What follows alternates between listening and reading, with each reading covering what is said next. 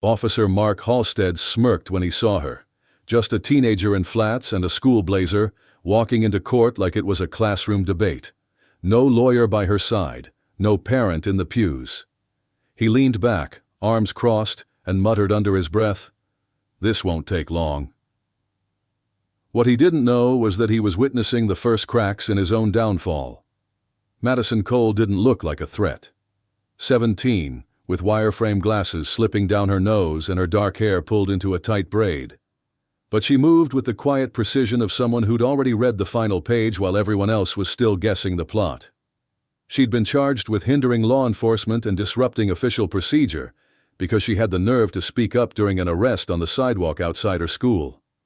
Halstead, a Tucson officer with a known record of excessive force, had slammed her classmate Trevin face first into a chain-link fence. Madison didn't lay a hand on anyone. All she did was ask, "What are you doing?" and press record on her phone. That was enough. Halstead threw her in cuffs, shoved her into the back of a squad car, and charged her. One more outspoken Southside girl handled. But what Madison had wasn't a degree. It was time and purpose. While Halstead assumed she'd plead out, Madison was building her case. Night after night, after her mother returned home from working double shifts at the nursing home, Madison cleared the kitchen table and opened a binder. What began as a few loose sheets became a 3-inch wall of strategy. Color-coded tabs, annotated legal codes, public case files, inconsistencies marked in green, perjury in orange. She studied legal jargon, drilled herself on cross-examinations, rehearsed her statements so many times the second-hand laptop she borrowed would shut down from overheating. She called free legal aid hotlines under a fake name just to hear how real lawyers approached brutality claims. Her mantra was scrawled on a sticky note above her workspace. "Don't try to sound smart, just sound certain." By the time trial day arrived, Madison wasn't crossing her fingers for a win. She came to reveal the truth. The courtroom wasn't empty anymore. Teachers had come. Trevin sat with his mother in the front row. Even a columnist from the Tucson Register had taken a seat near the back. Still, Officer Halstead sat relaxed, unfazed, as if he hadn't noticed the temperature in the room had already changed. Why would he be nervous? He'd seen teenagers like her break under pressure 100 times.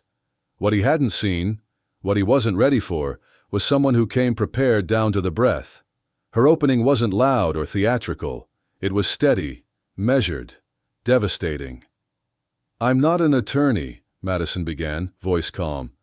"I won't pretend to be, but I know what I saw, and more importantly, I know what I lived."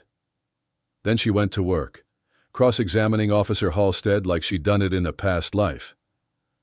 "Was I a threat to you, sir?" she asked. "You said you were shouting commands, but I was 12 feet away. Is that correct?" She played the video. The audio was grainy, but the truth was crystal clear. Her voice could be heard, steady, respectful, unafraid, not confrontational, not hostile, just asking a question.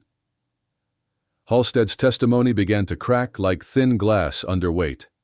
Madison submitted time-stamped evidence. She deconstructed his posture, tone shifts, the discrepancy between what he wrote in the report and what the footage showed. Then she turned to the bench and said, "I'm not just defending myself. I'm asking this court to recognize a pattern of overreaction, of punishing people for asking the wrong questions. I'm not the first person he's done this to. I'm just the first one who brought a binder." The silence that followed was total. You could hear the hum of the courthouse lights. The judge called for a recess, and when he returned, his demeanor had shifted. He didn't raise his voice. He didn't need to.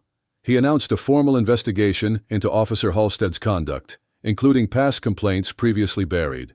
There was no applause, just a quiet, visible release as Madison exhaled, like she had finally placed something heavy on the ground and stepped away. A week later, her story made the rounds. Not viral, but steady. A few op-eds picked it up. A school board meeting opened with a heated debate about the presence of law enforcement on campus grounds. Madison began getting messages, emails from law professors, invitations to legal prep programs, phone calls from Black women in law offering mentorship, scholarship links, mock trial initiatives. But she didn't care about becoming a headline. She cared about accountability. about truth. One afternoon, her U.S. government teacher called her into the classroom and slid a folder across the desk. "There's a summer pre-law program at Western State. Trial advocacy, real case simulations. They only take 20 students a year. I nominated you." Madison opened the folder. No tears, no smile. Just a nod. They all thought she came to defend herself. But Madison Cole didn't show up to be the story.